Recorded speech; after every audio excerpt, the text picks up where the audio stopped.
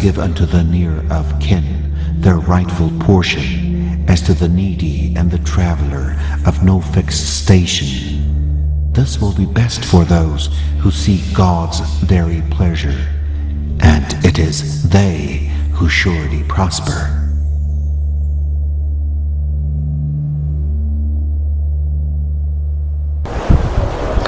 Bismillah.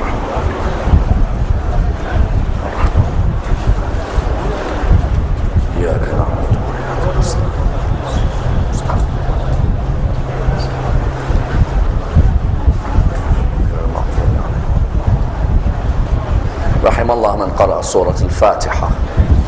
بسم الله الرحمن الرحيم. اهدنا الصراط المستقيم صراط الذين أنعمت عليهم غير المغضوب عليهم ولا الضالين. بسم الله الرحمن الرحيم. الحمد لله رب العالمين، والصلاة والسلام على سيدنا وعظيمنا وحبيب قلوبنا وشفيع نفوسنا أبي القاسم محمد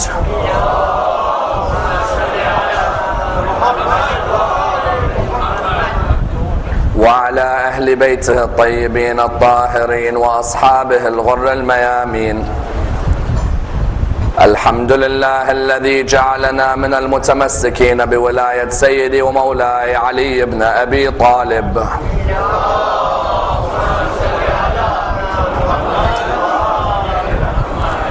الحمد لله الذي هدانا لهذا وما كنا لنهتدي لولا أن هدانا الله. أما بعد، يقول الله في كتابه الكريم: بسم الله الرحمن الرحيم.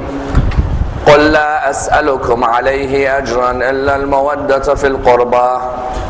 The first of our loud salawat in honor of Rasulullah Muhammad sallallahu alayhi wa alihi wa sallam.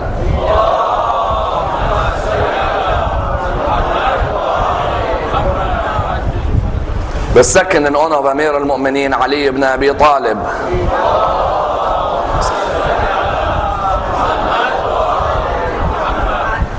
The third, with your loudest voices, in honor of the Imam of our time, Imam Sahib al-Asr wal-Zaman.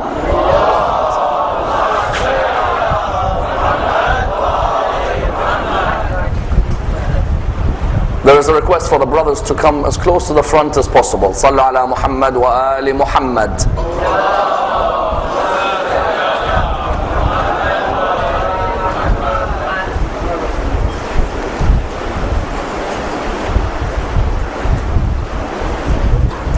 Respected scholars, brothers and sisters, Assalamu alaikum wa rahmatullah wa barakatuh.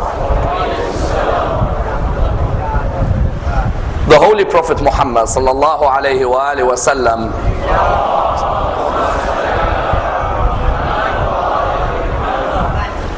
was born in the year 570, known as the year of the elephant.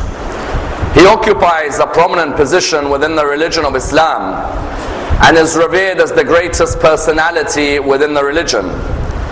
A man whose life has to be examined in depth, for there are many lessons to be learnt and indeed many examples to be derived. And indeed a man whose biography has been unfortunately very much undervalued and indeed very much underestimated.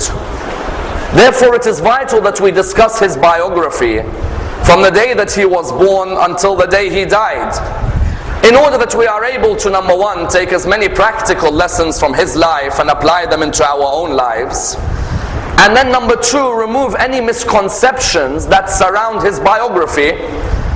For there was a period in medieval Europe when he was seen as being the devil incarnate, or he was seen as being the false Messiah, or he was seen as being the Antichrist. And therefore there is a need for us to dissect the biography in order that we present him in his true light as a mercy for mankind and a moral exemplar to everyone. As we said, he was born in the year 570, known as the year of the elephant.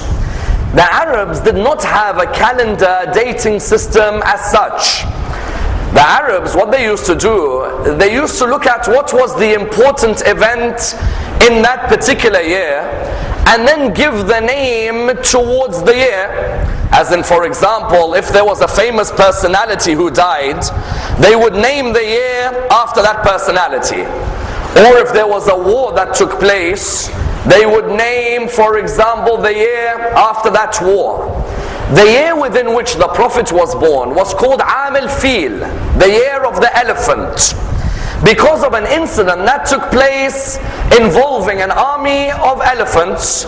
Because what you had at the time, you had within Arabia people who used to go and visit the Kaaba. In Yemen, there was a church which was built by an Ethiopian man by the name of Abraha.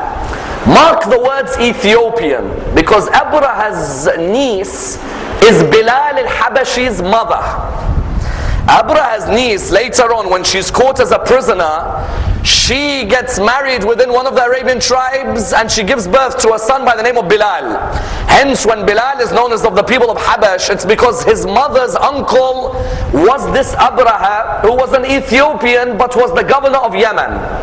Abraha had always been envious of the fact that there were people who would go towards the Kaaba but not come towards his church in Yemen.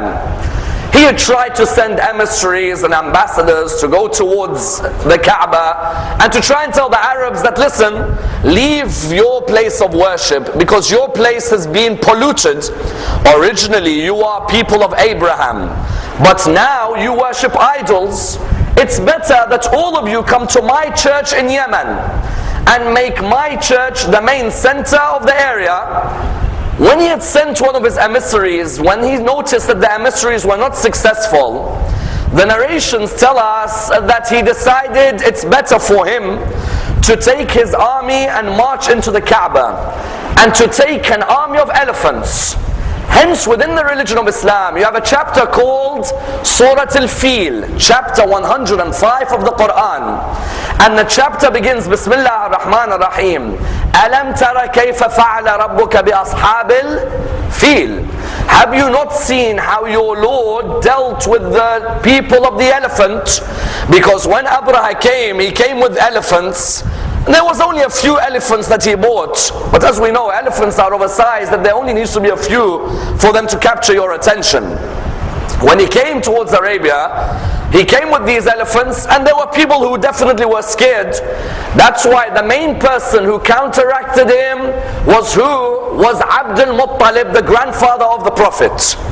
Abd al-Muttalib told the people, number one, go and hide in the desert hills. So they went to hide in the desert hills. Then Abd al-Muttalib was chosen by the people to go and meet Abraha. Notice from the beginning of the biography of the Prophet, we see that the line of Abraham through Ismail is still looking after the birthplace of Ismail. Yesterday we said in Genesis chapter 17 verse 18 to 20, God promised Abraham that in the line of Ismail there will be 12 princes who are part of a fruitful generation. Abd al-Muttalib, what did he do? Abd al-Muttalib at this moment came to Abraha. He entered Abraha's tent. Abraha was sitting down. When he entered the tent, Abraha looked at him. He saw quite an imposing figure. He then said to him, sit down. And he said to him, what is it that you want? He said, I want my camels. He said, sorry? He said, I want my camels. You took my camels. I want my camels returned back to me. He looked at him and he said, you know, when you entered my tent, I had a lot of respect for you. But now I've lost all that respect. Abd al-Muttalib said, why? He said, when you entered my tent, I thought this is a man who will want his black cube known as the Kaaba protected. Instead, all you want is the camels? He said, that house has a Lord for its own to protect it. And I am the protector of my lot of camels. I want my 200 camels being given back to me. He said to him, get out, get out. There's no agreement between us. Abd al-Muttalib came back a second time to try and persuade him. Again, Abraha wouldn't agree. Abraha decided he'll take his elephant, and most of the narrations indicate another 6 or 7 elephants, and march towards the Kaaba. They marched towards the Kaaba, and the Quran put it quite beautifully. When the Quran said, أَلَمْ تَرَ كَيْفَ فَعَلَ رَبُّكَ بِأَصْحَابِ الْفِيلِ أَلَمْ يَجْعَلْ كَيْدَهُمْ بِتَضْلِيلٍ وَأَرْسَلَ عَلَيْهِمْ طَيْرًا أَبَابِيلَ تَرْمِيهِمْ. You all see that what Allah subhanahu wa ta'ala, what did He do? He ensured that if you plan and I plan, I'm the greatest of planners. These elephants were coming. They were ready to bring their victory. The narration stated very clearly that some birds with these stones pelted them until the opposition army was defeated. In other words, Rasulullah, the year that he was born, the Arabs hadn't begun the Hijrah calendar. We know the Hijrah calendar began after what? The Hijrah calendar after the Prophet migrated from Mecca to Medina. Then you had 1AH, 2AH, 3AH, 4AH. Before that, what did you have? Years, according to incidents. So the date of his birth is differed on between the different schools in Islam. Our brothers in other schools celebrate his birth on the 12th of Rabi' al-Awwal. We celebrate his birth on the 17th of Rabi' al-Awwal. It is vital that this isn't a cause of friction between us. Why? Sayyid al-Khumaini, may Allah bless his soul, used to stress on this week being a week of unity between Muslims. Because all of us are sharing a common denominator, and that is the life of our Prophet. It should be a case where on the 12th of Rabi' al-Awwal our mosques go, or our imams go to the mosques of our brothers and celebrate with them. And on the 17th, our brothers are welcomed into our mosques to celebrate with us. There is a difference of opinion, and in the historical research you'll find, I think barring Shaykh al-Kulaini, most of the others will say that he was born on the 17th of Rabi' al-Awwal. It wasn't an easy first few years for him.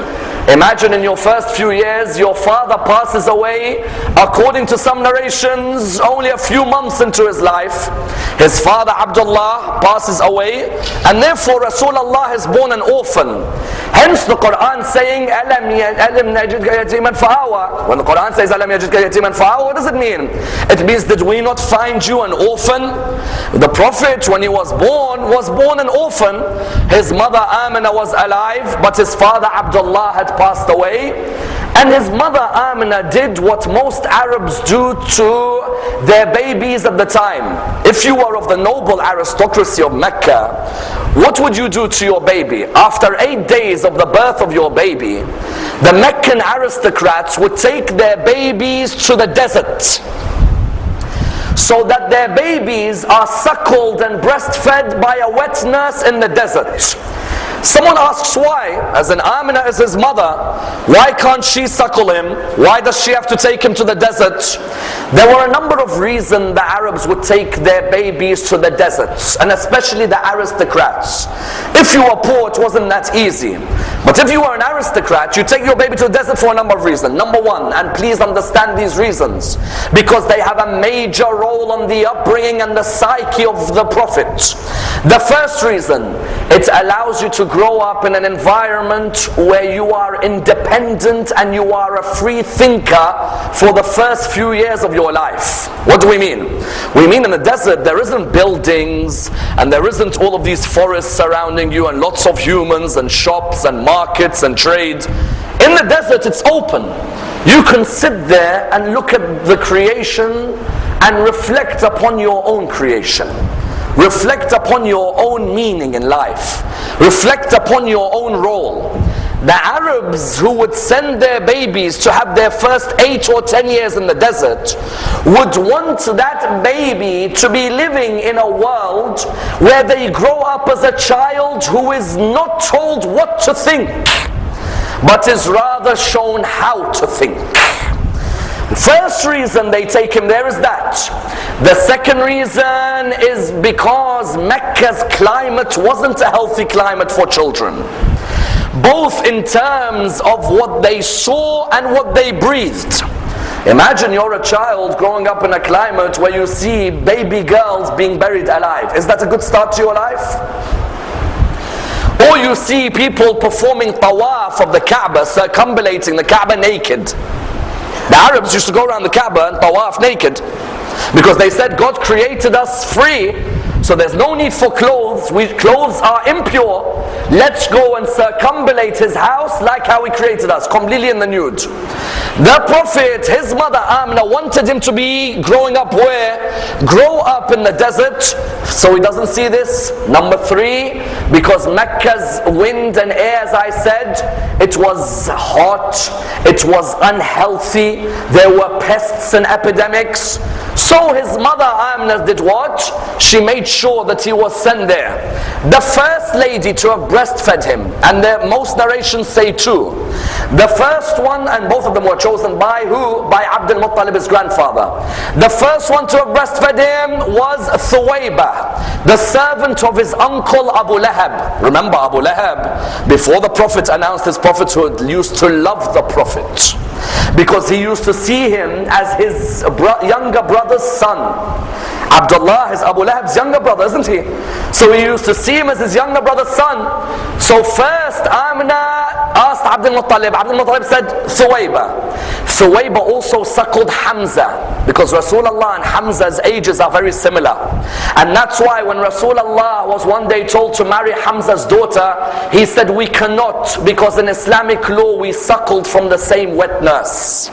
Then number 2, Abdul Muttalib chose who? He chose Halima Sa'diyah. Halima Sa'diyah was a pious, God-fearing lady. Abdul Muttalib chose her as the one who would suckle the Prophet. And she herself would say that I saw vast riches and goodness affect my life the moment I started to suckle the Prophet.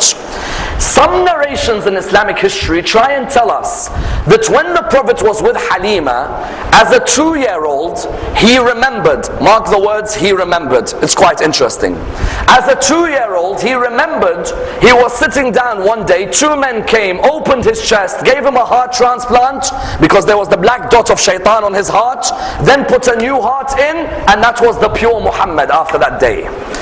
We of course differ with this idea. As in, number 1, if I have the dot of shaitan, it's not on my physical heart. The dot of shaitan, is the meaning is meant to be on my nafs, isn't it? So I don't need a heart change.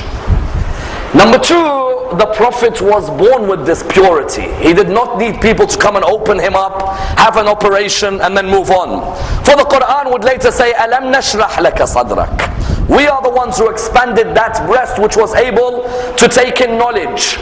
Therefore, some narrations try to say Halima saw this in the Prophet. We differ with this. Halima twice went back to Amina, the mother of the Prophet, and said to him, do you want to take him back in Mecca? Amina twice replied back to her, oh Halima, keep him there, because I see diseases and epidemics which will affect him.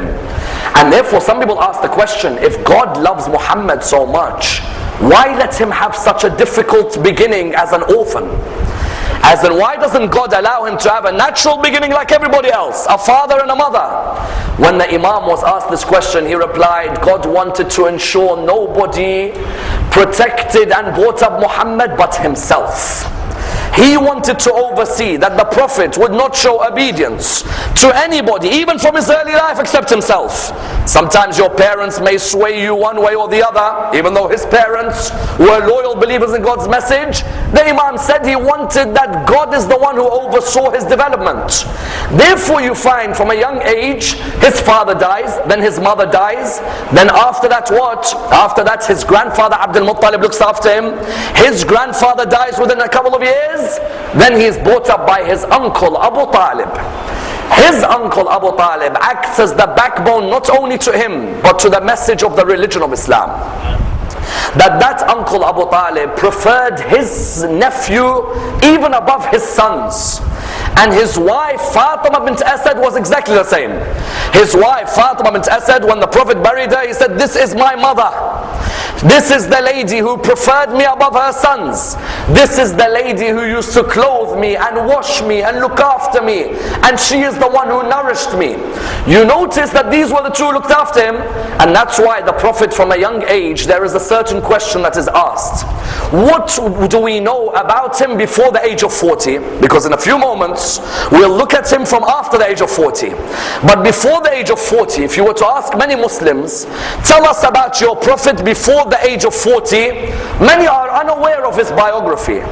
You notice that before the age of 40, when Abu Talib was bringing up, Abu Talib, the Prophet would latch onto him everywhere.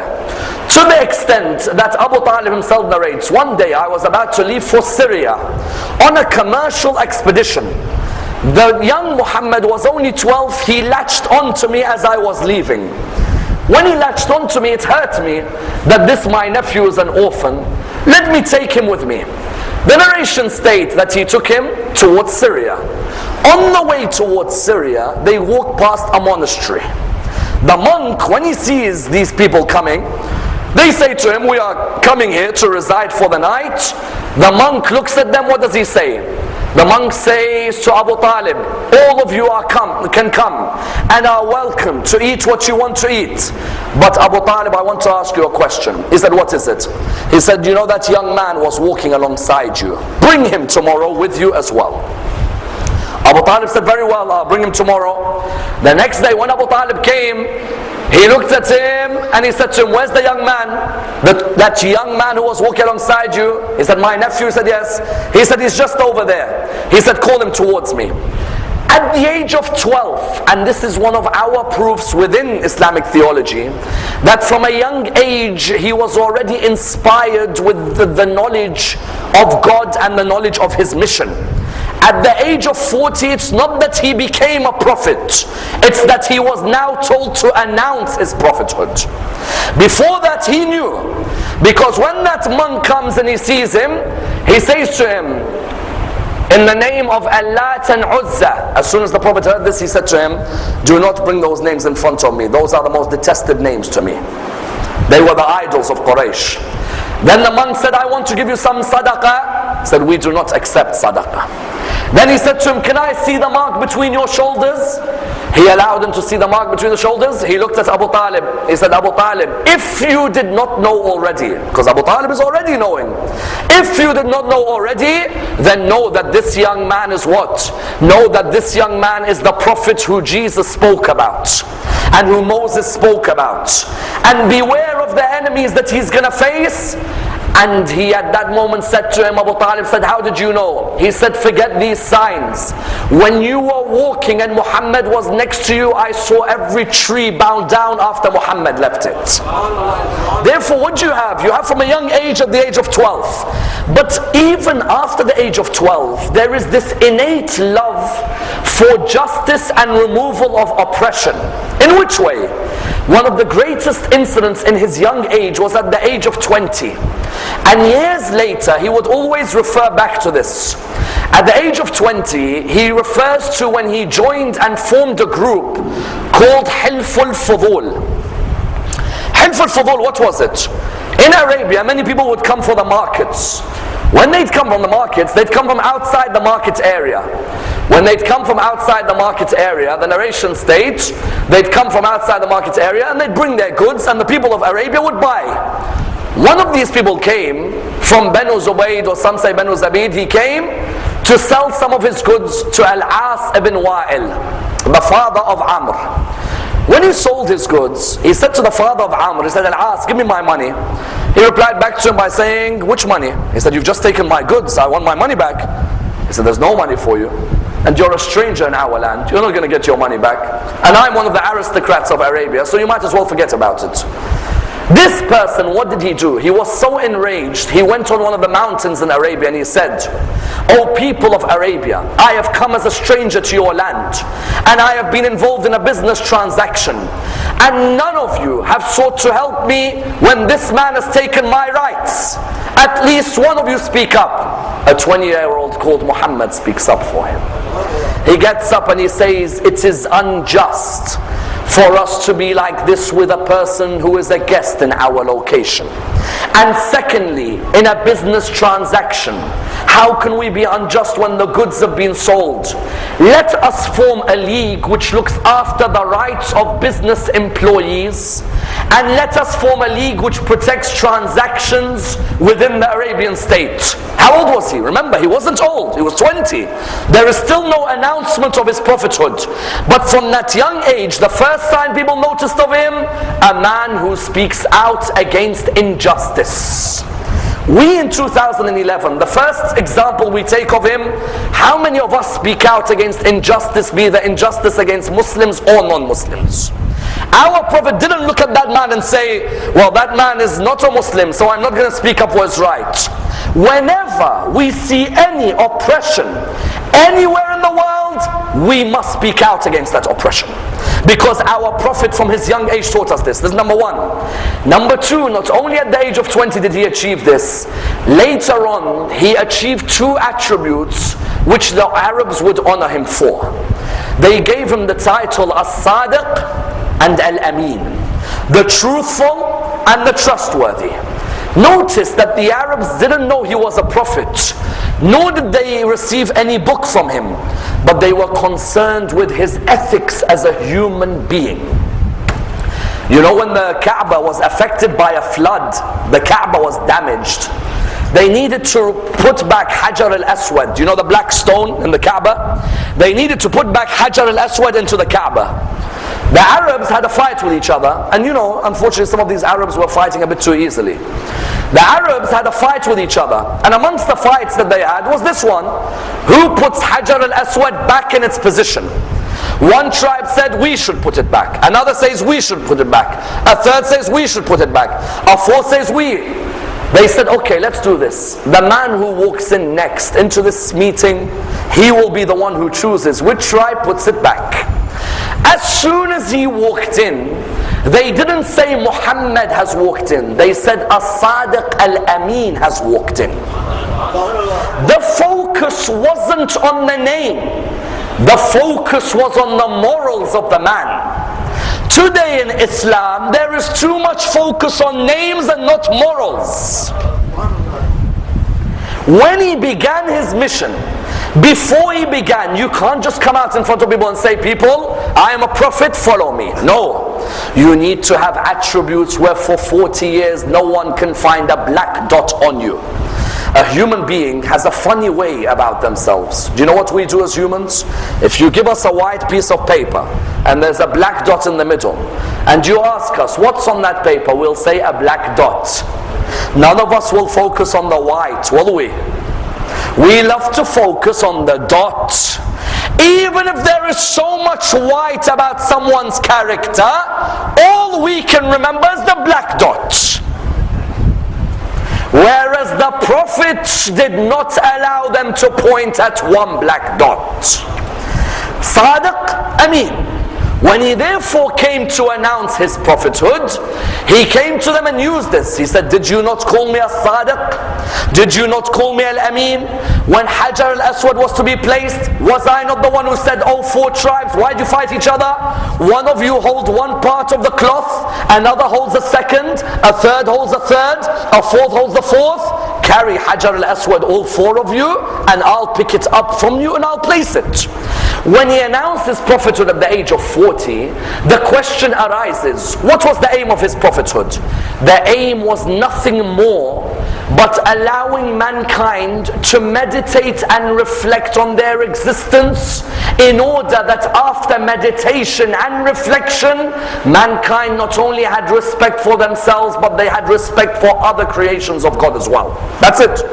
We made our Prophet's religion complicated, whereas his mission from the beginning was a mission which was simple.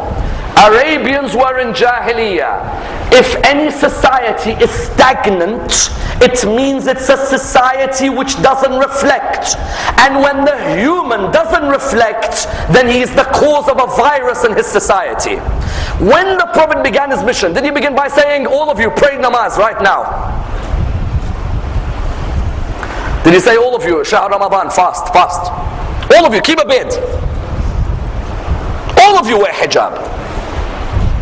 He began first by saying, mankind, reflect on your existence. Have an hour of reflection, it's greater than 70 years of dry worship. Today's Islam is too dogmatic. It is too focused on halal, haram, halal, haram, halal, haram, wajib, makruh, halal, haram. You're looking at them and you say, this is what Muhammad bought? No. The Prophet began his mission, and the first part of the mission was what? A true human is one who is reflecting on their role in this world. The moment they reflect, everything else will fall into place. Today's Muslims, we focus on the jigsaw pieces, we've forgotten the puzzle. Notice Miqdad, what does he say? He says those early days in Islam, what were we doing?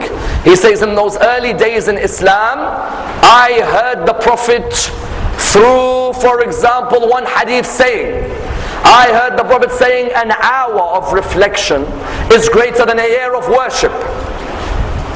And then I heard Ibn Abbas say, the Prophet said, an hour of reflection is greater than 7 years of worship. Then I heard another companion say, an hour of reflection is greater than 70 years of worship. So I said, I'm going to go to the Prophet and ask him, how in one hadith are you telling the people an hour of reflection is greater than a year? In a second you're saying an hour of reflection is greater than 7 years of worship. In a third you're saying an hour of reflection is greater than 70 years of worship. When he told the Prophet said, Miqdad, come with me. Let's ask the first person. They asked the first person, how do you reflect? He said, I look at the creations of the heavens and the earth, and I think to myself, these cannot have come by an accident. The Prophet said, his 1 hour of reflection is greater than a year of worship. Then they went to the second. They said to him, how do you reflect? He replied by saying what? I think about the day of judgment and the questions I'm going to be asked about what I did in public, but what I did in private as well. Rasul said his 1 hour of worship is greater than 7 years of, his 1 hour is greater than 7 years of worship. Then he went to the third. How do you reflect? The third said, I'm going to be very frank with you. I think about hellfire and I get scared. His 1 hour of reflection is greater than 70 years of worship. Because the moment you think about that, it will make you change your ways quite quickly. The origin of the religion was what? The Prophet began first by saying, 1 hour of reflection in this religion is greater than 70 years of dry worship. You can fast and pray and fast and pray and fast and pray. But if you fast for 30 days in the year, but the other 335, you're not reflecting on your life, on your role, on your meaning, on your objectives, then you haven't understood the true message of the religion of Islam. Then after that, the moment you reflect on your creation, that you were one day insignificant, you weren't worth mentioning, you came from something where if you look at it you are disgusted, then you'll look around those around you and you'll say, if I am so low, then why am I so arrogant to those who are around me? That's why when he began his mission, first at the age of 40 he asked people to reflect on their existence. Then he said, now that you've reflected, the first area I want you to remove is the area of racism in your society. Why? Because he knew when the human reflects, there'll never be a racist human being. Because what am I? Yes, because I'm a certain color, I'm better than another human. No, we were both sons of Adam, created from dust. You found that the first part of his biography was he spoke out against racism of any type. As in, how did Bilal come to Islam? Bilal came to Islam when one day he saw Ammar ibn Yasir was captured. When Ammar ibn Yasir was captured, the early aristocrats of Quraysh looked at Ammar and they said to Ammar, oh Ammar, are you the one who's trying to come forward and you're trying to say that Muhammad's religion is the one we should follow? Ammar said yes. He said, explain to me Muhammad's religion. He replied by saying, the Prophet talks of one God, and that God is one who is merciful to his creation. He has given them free will, and that God has a day of judgment where he will judge us, but he will not judge us on our race. He'll judge us on our consciousness of his presence. Bilal was standing there, he was a slave. At that moment, Bilal, one of the people said, Bilal, torture Ammar. Bilal said no. He said, what? Bilal, you black slave, torture Ammar. He said, no. How dare you, Bilal, we brought you up, torture. he said, I have never heard of a message where there is a religion where a man with my skin complexion is protected, where a man of my skin complexion is honored.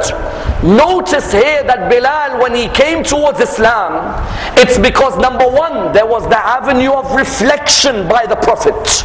He allowed the religion to be intellectually spread, not emotionally. Intellectually there was a spread. When Bilal heard this, Bilal would later on, the Prophet would destroy any area of racism. How?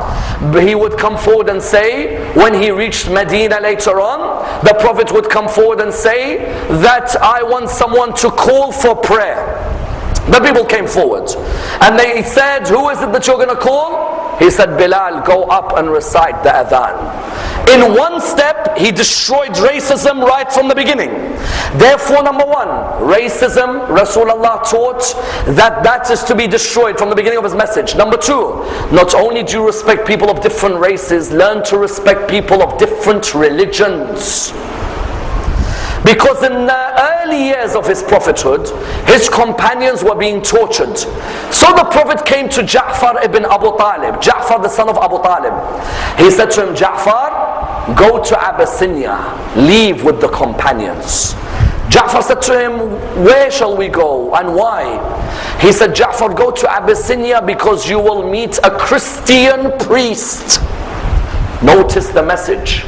On the first level, he wants to remove racism. You respect other humans. Then number two, respect people of other religions. If their principles are the same as ours, then they are closer to us than people of our religion who are hypocrites with our principles. Ja'far goes to Abyssinia and he meets the Christian priest. Ammar ibn al-As is alongside Ja'far. When Ja'far comes, the Abyssinian priest says to Ammar ibn al-As, who are these people? Ja'far replies by saying what? He replies by saying, we are people who believe in all the prophets and the final prophet of God, who spoke about Jesus, son of Mary. When the priest heard this, he said, what does your book say about Jesus, son of Mary? He said, our book says that Jesus, son of Mary, was born from a virgin birth, and a chapter is named after his mother, Maryam. This Abyssinian priest, the Prophet could have easily said, but he's a Christian and they believe in crucifixion and we don't believe in crucifixion. No, he is a fellow believer in God and there is more in common between us than there are differences. Notice the attitude at the beginning of the religion. It wasn't an attitude like some Muslims today, where they don't look at another human being as a fellow member of humanity, rather they look at them as disbelievers. The early message was what? Number one, no racism. Number two, respect people of other religions, because those people have principles which we preach and understand. And that's why Ja'far, because of this, was allowed to stay in Abyssinia and build the early Muslim community in Africa. That was number two. Number three, in the early years in Mecca, he noticed, not only respect other humans, not only respect other religions, respect the other gender as human beings. Because these girls were being buried alive. The Prophet was noticing that these people had no morals. They were taking the girls and burying them alive. Even someone like Ammar ibn al-Khattab himself narrates. Ammar ibn al-Khattab narrates that in the days of Jahiliyyah, before Islam came, we used to bury our daughters alive.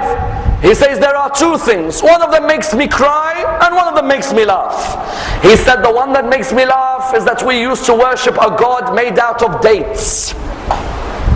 They made an idol made out of dates. You know dates which you eat?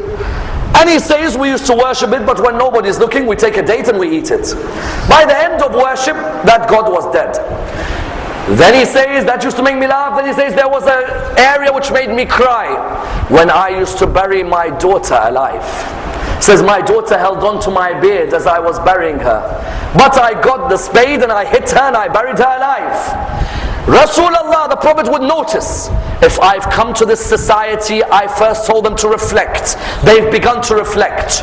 First, let them respect fellow own nations and not be racist. Second, let them be tolerant of other religions.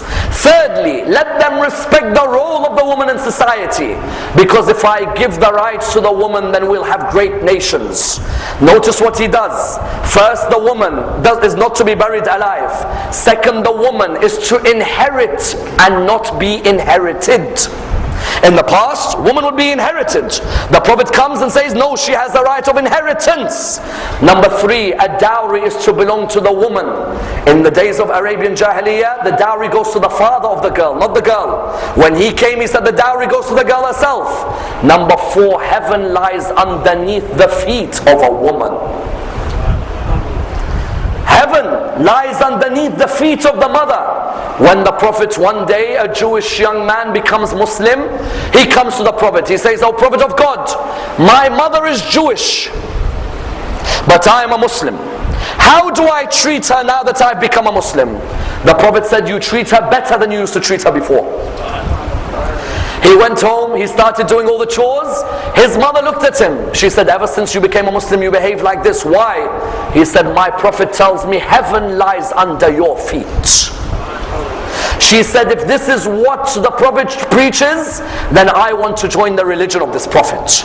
That was then number four. Then number five, as part of his moral system, even his enemies would respect him, in the idea that many of them would keep their trusts with him. On the night that he left Mecca, 13 years he was in Mecca, 10 years he was in Medina. On the night that he left Mecca, he left Ali ibn Abi Talib behind to sleep in his bed. Was that the only role of Ali ibn Abi Talib? No. Ali ibn Abi Talib had a second role. "O Ali, after you have left my bed, the next day, return the trusts of my enemies that they entrusted with me."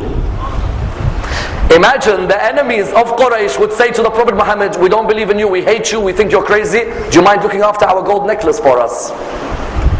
Because it was an ethical trait where even though the person is my enemy, I as a prophet of God have not come to make enemies. If I can show that I am trustworthy, let my enemies deposit with me. Therefore, after Mecca 13 years, he moved on to Medina.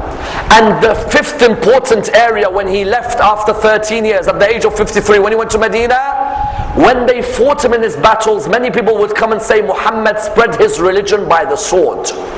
Whereas the reality is those battles that occurred were defensive battles and they were not offensive. If they were offensive, then you could say that he spread the religion by the sword. Whereas on the contrary, they were what? They were defensive battles. Were they defensive battles to protect Muslims only? No. The Quran came forward in chapter 22, verse 39 to 40, saying what? "Were it not for us telling our Prophet to come out and protect himself, there would not be a single church, synagogue or mosque in existence in Arabia." I ask you, if this Prophet came to spread his religion by the sword, why is the Quran talking about churches and synagogues? Chapter 22, verse 39 to 40. "Were it not for our Prophet defending himself, there wouldn't be a single church, synagogue or mosque." The reason is Islam was trying to say, when we are defending ourselves in Medina, we are looking to defend every single area of worship which says there is only one God. It's not just for us. The Quran would come with a statement. "Say, O people of the book, قُلْ يَا أَهْلَ الْكِتَابِ تَعَالَوْا." O people of the book, O Jews, O Christians, come. We don't want to fight you. Muhammad's original message was, we don't want to fight the people of the book. O people of the book, come to a joint word between us and you. Chapter 3, verse 64. That we will only worship one God, we will not put partners to God, and we will not take lawgivers besides God. After those early battles, you even notice a focus in his message on education. That after the battle of Badr, when he takes those prisoners, some of his companions say to him quite recklessly, "Let's kill them." He says, "No. Let's treat them with the best of treatment and let's say to them something." They say, "What is it?" He says, "We will ransom them if they teach 10 of our people how to read and write." From the beginning, it was a message in Medina on a focus on education. Seek knowledge from the cradle to the grave. Today's Muslims seek knowledge from the cradle till marriage. After that, become lazy. Seek knowledge from the cradle to the grave. Read until the final moments of your life. The value of a believer is what? Is their knowledge, is their wisdom. You notice, what does he do? He doesn't want the prisoners tortured. No. If you can teach reading and writing, then these are the basis of a great society. Then after that, in establishing himself as the head of the state in Medina, does he say the Jews should be kicked out or the Christians should be kicked out? No, he forms a constitution called the Constitution of Medina. The Jews will worship in their synagogues, the Christians will worship in their churches, and the Muslims will worship in their mosques. There is nothing wrong with having a society of multi-religious dimensions. And even after that in Medina, when he is ordered by his Lord to go to Mecca, he hasn't returned to Mecca since he was expelled. When he returns to Mecca, his companions say, let's go back and fight those Meccans. He says, no, we will conduct a peace treaty with them. His companions say to him, what do you mean peace treaty? Surely it is our chance to destroy these people's lives, to finish them like they tortured us, like they finished us, they killed us. The Prophet said, no, let's have a peace treaty with them and allow them to be opened up to the mercy of the religion of Islam. And that's why, do you know when the Prophet opened Mecca, he taught us an ethical lesson, like the ethics of removing racism, like the ethics of respecting other religions, like the ethics of respecting the other gender. He taught us the ethical lesson by the name of forgiveness. Many Muslims find it hard to forgive today. A person who wrongs me, or a person I see committing wrong, I find it hard to forgive them. You tell them, but the years have gone. Maybe the person changed. Maybe the person repented. No, I saw the person do this, or the person said this, and I'll never forgive them. Whereas their Prophet was the most forgiving of men. When Mecca was opened, there were two men who came towards him, who he forgave, who me and you would never forgive. The first of them was Wahshi, the man who mutilated the body of his uncle Hamza. Imagine your uncle who brought you up alongside Abu Talib. You saw his body mutilated by this man. To the extent, do you know what Hind, the mother of Muawiyah, did? She cut so many pieces of Hamza's body, she made a necklace for herself. And this Wahshi ripped Hamza's chest apart. When Mecca was opened, Wahshi, Abu Sufyan, Hind, people like Habbar ibn al-Aswad, they thought to themselves, we're never going to get forgiven by Muhammad. Muhammad's going to enter Mecca and he's going to execute us for what we did. Wahshi and Habbar said, but we hear Muhammad's a man of mercy, and that his religion is merciful and forgiving. He came to perfect the akhlaq of man. إِنَّمَا بُعِثْتُ لِأُتَمِّمَ مَكَارِمَ الْأَخْلَاقِ. I have come to perfect the morals of mankind. So they said, let us go and approach him. Wahshi went to him. When Wahshi came, he said, O Prophet of God, forgive me. I was in the days of ignorance. I didn't know about the message of Islam. I heard rumors, but it weren't true. O Prophet of God, forgive me for what has happened. And the reply was, O Wahshi, you are forgiven. Now leave this area. Then Al-Habbar ibn al-Aswad came. Do you know what Al-Habbar ibn al-Aswad did?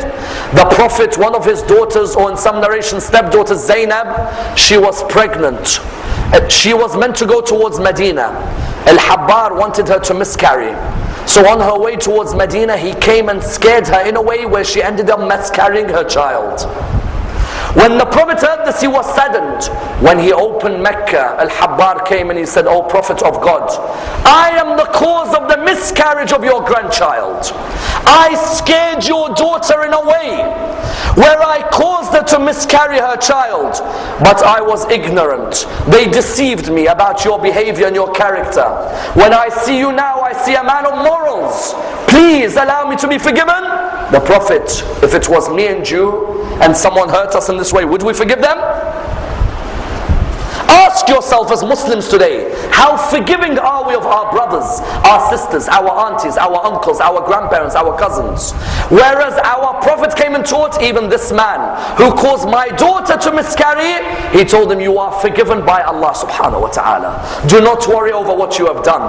And that's why his focus would also be that the basis of a great community is all of these ethics of tolerance and patience and forgiveness, especially patience. You think as Muslims today, we have to be patient? We take it from him. Some of us have to be patient in our marriages. Some of us have to be patient with our children. You find he had to be patient with his marriages and with his children. With his marriages, would you believe he had married a lady by the name of Shamba? This Shamba, the narration says she was called Shamba, the daughter of Ammar al-Ghaffariya. This Shamba, when she saw his son Ibrahim die, we know he had Qasim, Abdullah, Tahir and Ibrahim.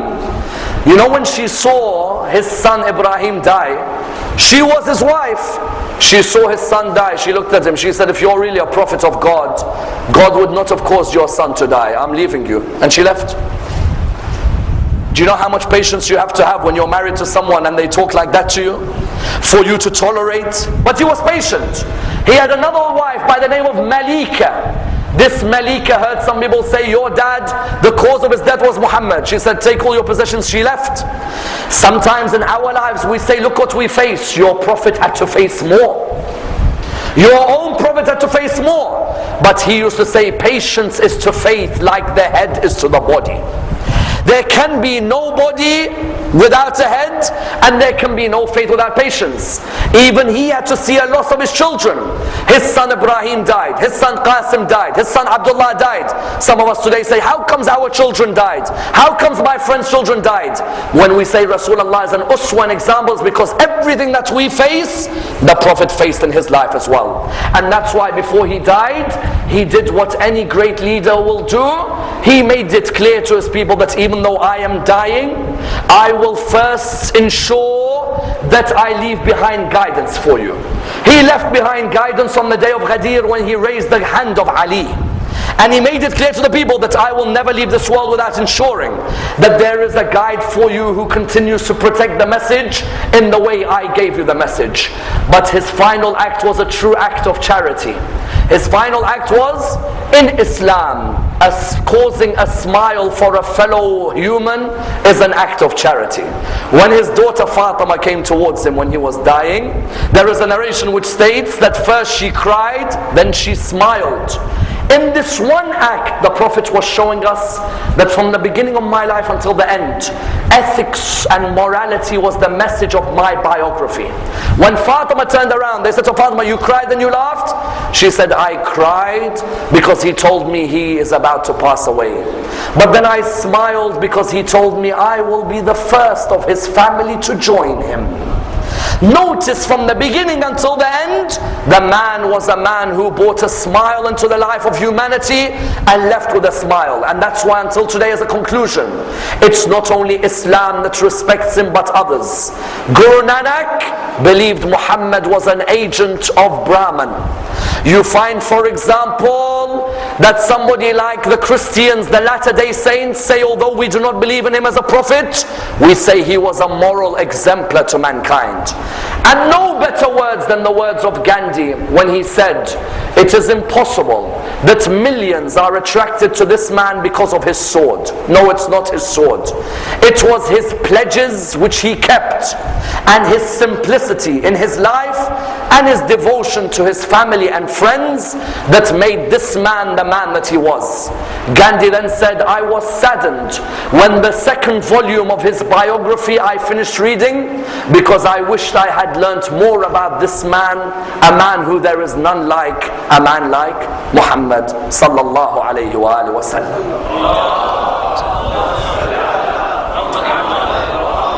Let us raise our hands and pray to Allah subhanahu wa ta'ala to raise us with Muhammad and Al-Muhammad, to allow us to implement the lessons from his biography, and to allow us to receive his intercession in this world and the hereafter.